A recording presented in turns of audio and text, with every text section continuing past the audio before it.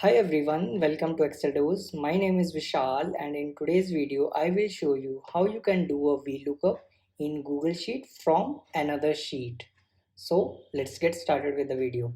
If you like this kind of content, please subscribe to our channel. Now let's move to the solution. So first I will tell you what is the problem statement here. So as you can see, I have a one spreadsheet one. In that I have a student name, age, class. So now here I need the subject for each student mentioned in the column A. But here the challenge is that the subject with the student name is mentioned in the spreadsheet 2. So now we have to do VLOOKUP in this sheet from the spreadsheet 2.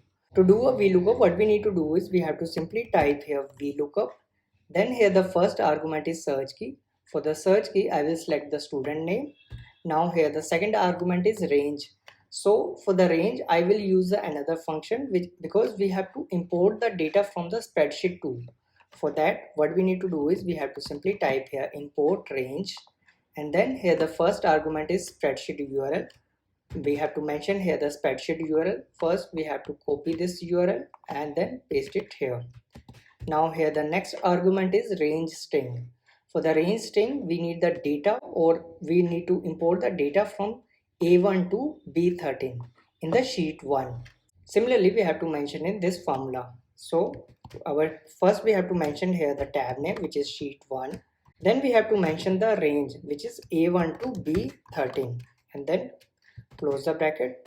Now the next argument of VLOOKUP is index. So our index column is second.